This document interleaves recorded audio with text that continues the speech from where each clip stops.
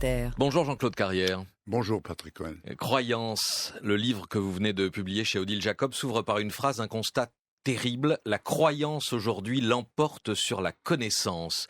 Croyance très souvent religieuse, mais pas seulement. Vous reprenez la définition du philosophe Alain, pour qui la croyance désigne toute certitude sans preuve. En somme, ce que vous nous dites, Jean-Claude Carrière, c'est que 3 siècles après Montesquieu, Voltaire ou Diderot, les lumières sont en train de s'éteindre, ou du moins elles ont été rattrapées par l'obscurité. Elles ont été toujours accompagnées par l'obscurité. Un jour, je demandais, je travaille avec des astrophysiciens qui parlent toujours de la vitesse de la lumière, c'est leur manie. Et je leur ai demandé quelle est la vitesse de l'obscurité. Et ils m'ont dit c'est à peu près la même, c'est après un moment de réflexion. Et on a cru, pendant tout le 19e siècle, qui est un siècle totalement optimiste, de progrès. On a cru au progrès, non seulement au progrès matériel, mais même dans la connaissance de nous-mêmes. Et on se rend compte aujourd'hui, surtout depuis quelques années, que non, l'obscurité est toujours là, de plus en plus dense et peut-être même de plus en plus cruelle.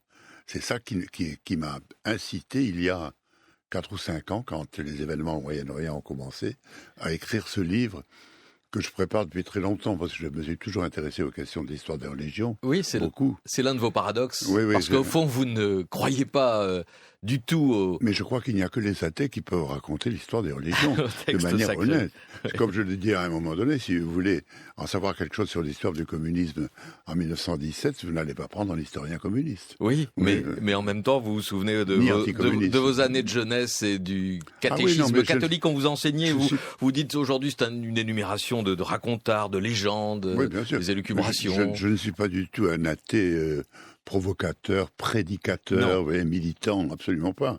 Que chacun reste comme il est. C'est simplement ce que je constate, c'est que aujourd'hui, c'est renouer une vieille alliance que nous espérions rompue entre la violence et la foi.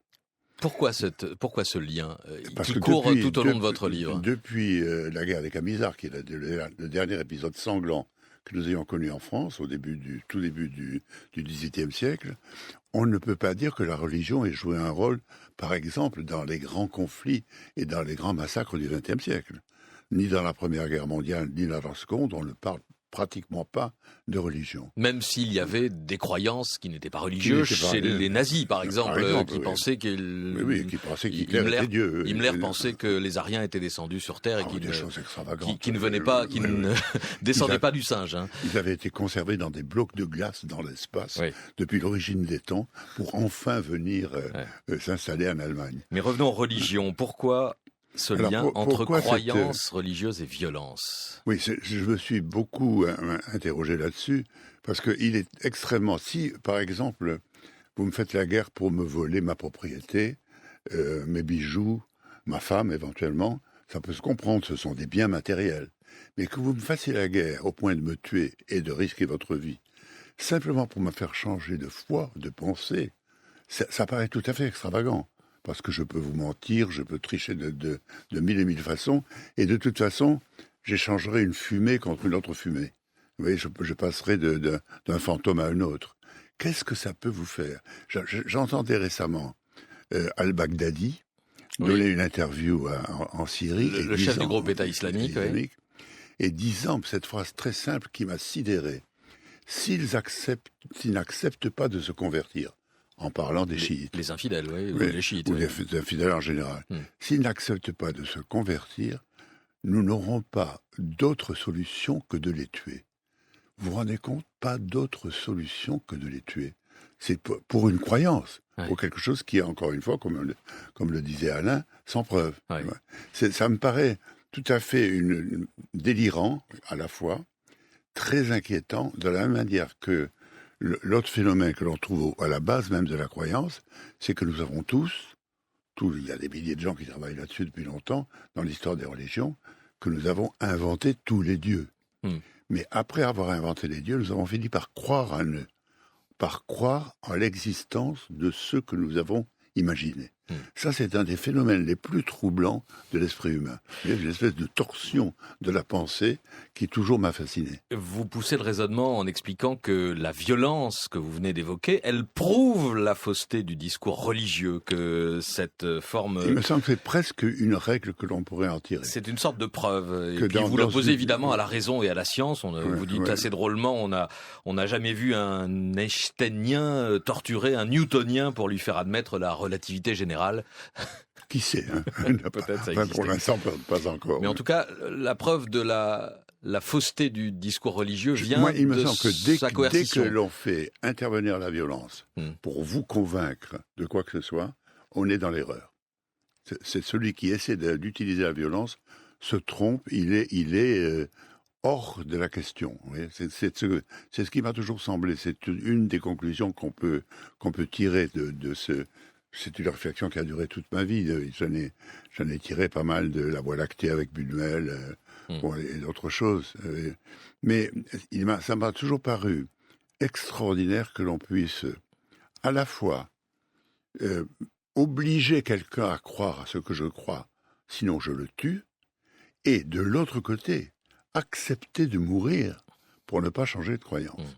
Les deux sont absolument stupéfiants. Vous déployez, Jean-Claude Carrière, des trésors d'érudition, de connaissances des textes sacrés, on l'a dit, des pratiques religieuses, de philosophie, de psychologie, et souvent, comme là, ce matin à ce micro, vous vous interrogez, vous ne concluez pas, vous dites, je ne sais pas, la croyance garde tout de même une grande part de mystère pour vous.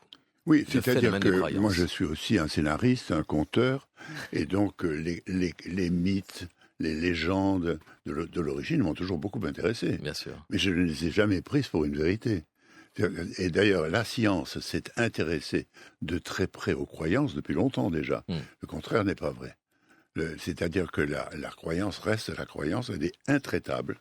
On ne peut, comme le dit Clément Rosset, c'est une forteresse inexpugnable. Un château fort imprenable, le philosophe Clément Rosset, que vous citez plusieurs fois.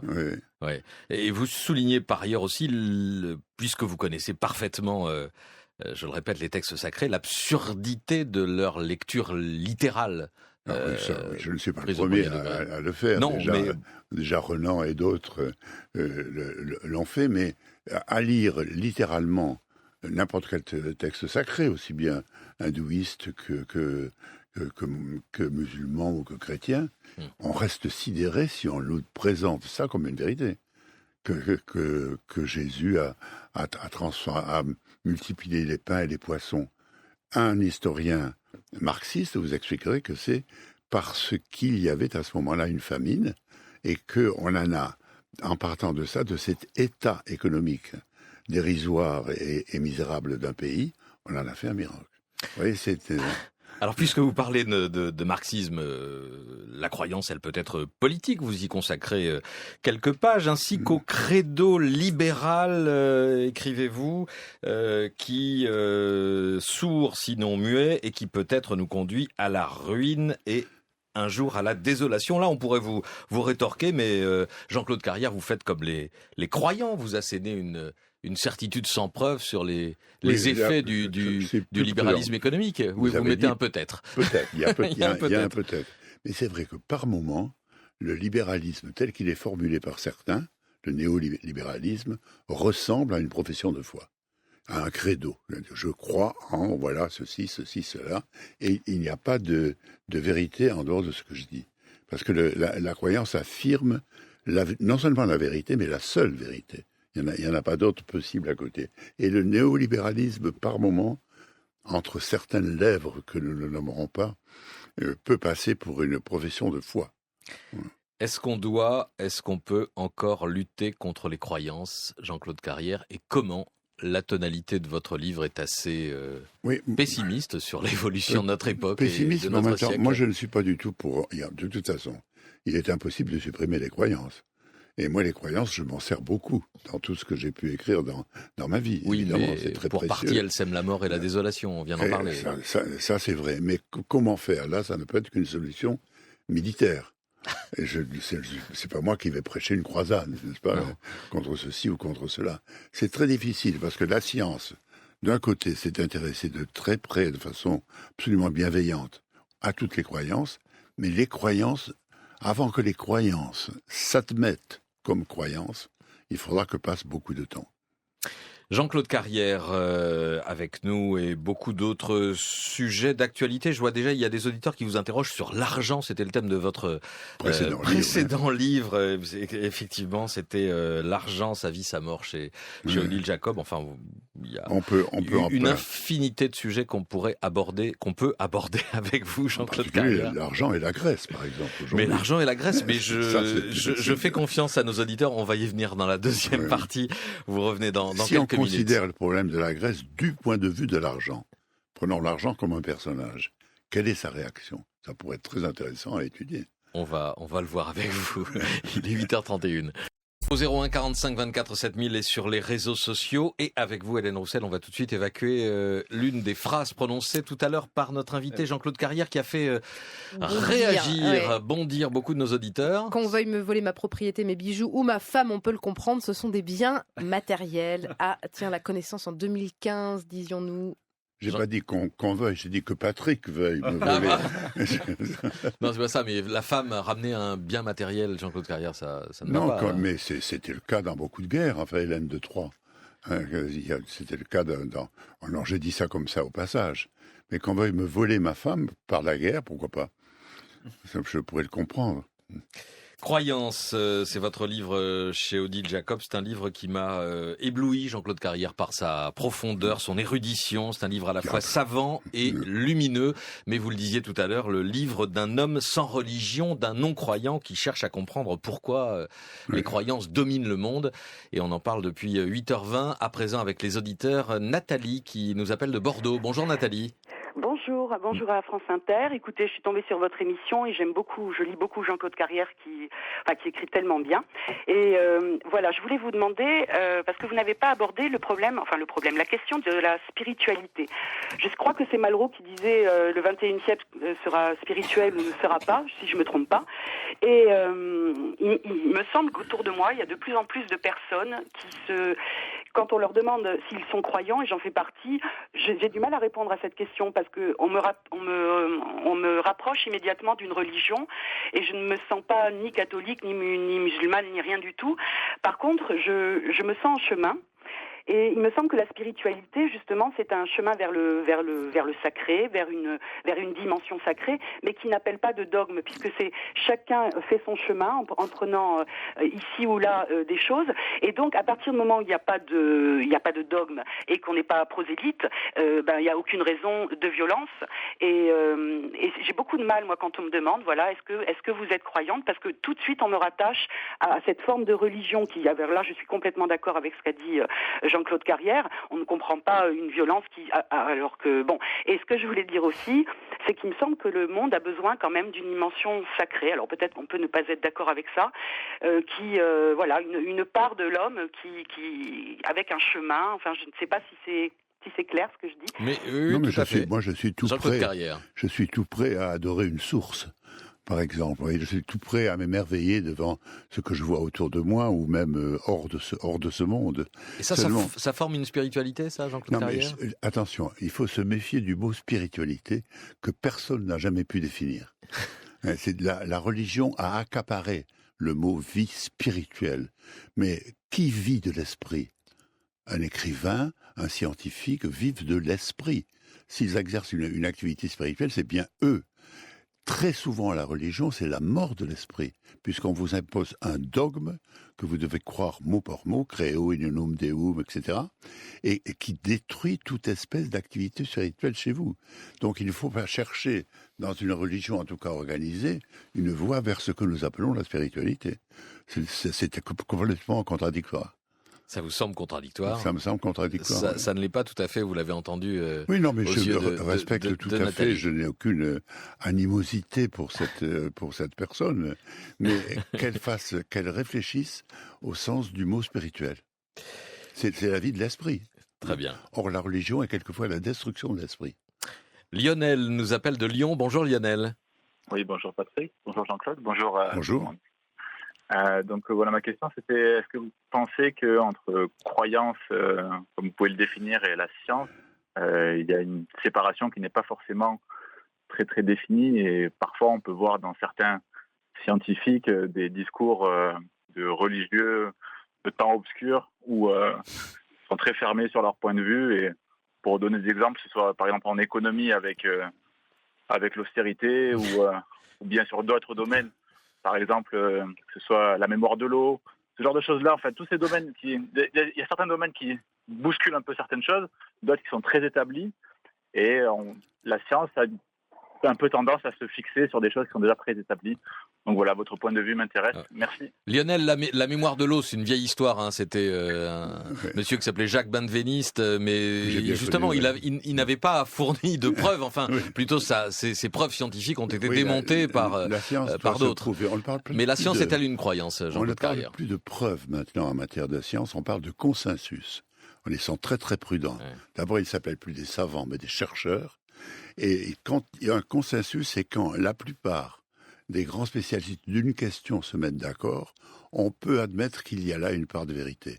Ils sont très très prudents, les scientifiques, beaucoup plus que ceux qui affirment d'entrée tel ou tel credo. Vous voyez ? Donc on peut les suivre jusqu'à un certain point. La vérité qu'ils découvrent est une vérité scientifique, et ils le disent eux-mêmes. Et ça se limite à ça. Ce n'est pas une vérité universelle. Mais c'est vrai qu'il y a par moments des points de contact étranges, au point que Lévi-Strauss a pu parler du Big Bang comme d'un mythe.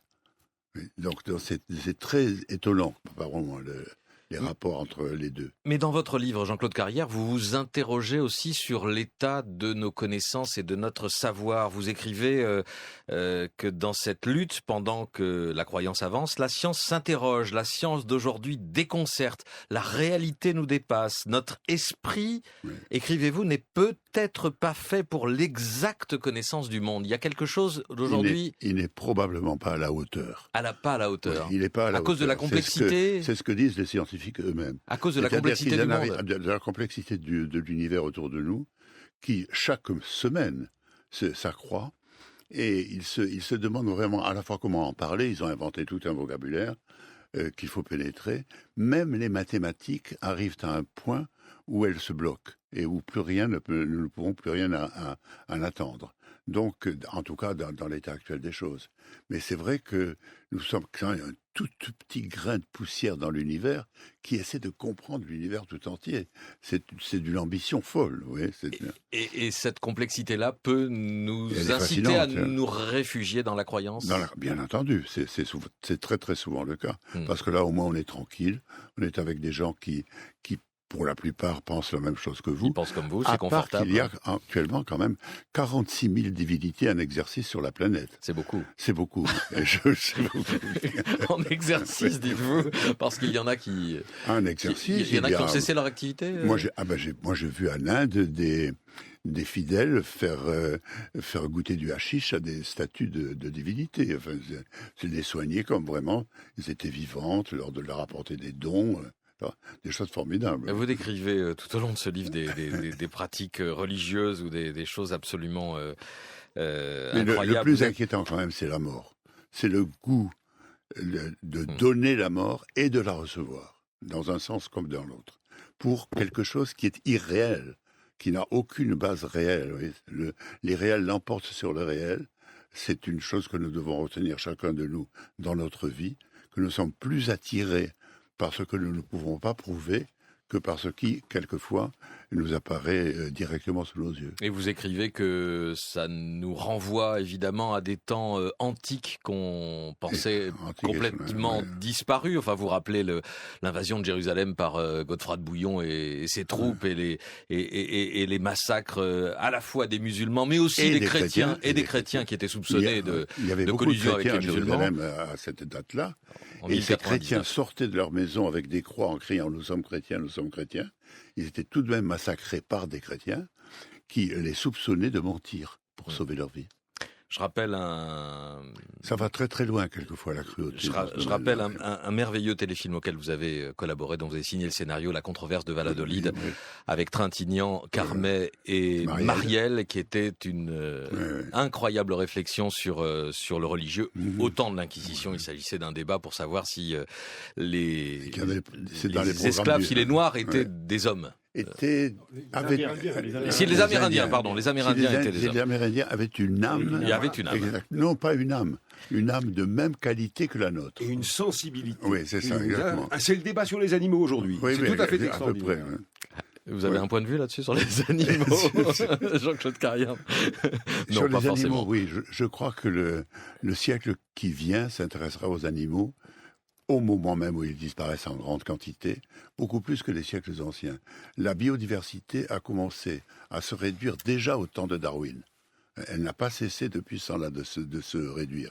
Et je crois que nous aurons, moi je crois qu'il va arriver, y compris dans l'islam, une nouvelle génération de gens qui ne sont peut-être pas encore nés, mais qui viendront dire « ça suffit ».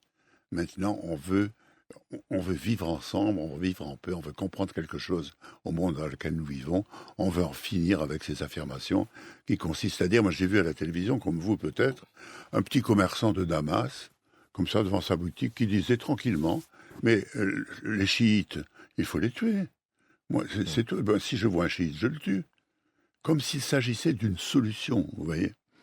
Moi, je suis marié à une Iranienne, en plus, c'est un problème que je connais bien, c'est le déchirement entre les chiites et les sunnites, je comprends, qui dure depuis 14 siècles, quand même. Oui. C'est le même Dieu, c'est le même livre, c'est le même prophète, et ils s'entretuent. Oui. Et c'est un déchirement de puissance Oui. entre la Perse et l'Arabie. Alors, oui, ça, c'est les deux la grande rivalité. Je demande de Thomas Legrand a une curiosité. Oui, j'ai une curiosité. Parce que on a l'impression que la croyance dépasse maintenant la sphère du religieux et va sur la sphère aussi de l'information avec la montée du conspirationnisme, des théories du complot. Est-ce que vous avez une réflexion là-dessus ? Sur la théorie du complot, c'est très très proche. Parce que le croyant, en particulier l'hérétique, les partisans de la théorie du complot sont des hérétiques. L'hérétique est celui qui, à l'intérieur d'une croyance établie, choisit le petit coin qui est à lui et veut le transformer. Oui. Et c'est exactement la théorie du complot. À l'intérieur d'une vérité plus ou moins établie par l'information, par vous, on va choisir un petit quelque chose qui fait que les tours de Manhattan ont été détruites par le gouvernement américain. Ce qui est totalement délirant, si on y songe. Vous imaginez les travaux qu'il aurait pu faire, les bruits, etc. Mais au moins, c'est moi qui ai trouvé ça. Vous voyez, il y a ce côté, je suis porteur d'une vérité. C'est à moi et ça affirme mon identité. Sur les réseaux sociaux, encore un mot, Hélène Roussel. Les Gavroche qui vous demande, Jean-Claude Carrière, si vous ne croyez pas que religion et connaissance se nourrissent plutôt que s'opposent. Alors, pendant très longtemps, au Moyen-Âge, la foi a été le couronnement de la science. Il faut le dire, c'est-à-dire que la science de saint Thomas d'Aquin ne peut se comprendre sans la foi. Elle menait à la foi. La foi était le couronnement de toute connaissance humaine. Et puis, peu à peu, sont arrivées d'autres formes de connaissances à partir, grosso modo, de Gassendi, de Descartes, du XVIIe siècle, de Spinoza. Mais ce que vous dites là est peut-être encore vrai aujourd'hui. En tout cas, la foi peut être un objet de connaissance, oui. Jean-Claude Carrière, Croyance, chez Odile Jacob. Le livre s'achève sur le regard d'un père pour sa fille de 12 ans, la vôtre. Oui. J'ai 2 filles, une qui a 12 ans et l'autre 52. Est-ce que pour la fille de 12 ans, vous êtes inquiet ? Celle de 52, c'est perdu. Et pour celle de 12 ans, vous êtes... Oui, je m'interroge un peu sur quand je la vois travailler sur les questions qu'on lui pose. Et j'en arrive, comme beaucoup d'autres d'ailleurs, à cette conclusion que quoi qu'on apprenne aux enfants, ce qui compte, ce n'est pas le savoir qu'on leur donne, mais le fonctionnement du cerveau qui les oblige à entrer dans cette question. Et ça n'a pas de prix. Merci beaucoup Jean-Claude Carrière, c'était un grand bonheur de vous recevoir à ce micro ce matin. Je cite un autre de vos livres, ce sont des entretiens avec Gilles Van der Potten aux éditions de l'Aube. Utopie, quand reviendras-tu ? Où on pourrait faire 4 autres émissions avec vous sur les thèmes que vous abordez, évidemment, et sur votre très riche carrière. Merci à vous, il est 9h moins 5. Merci.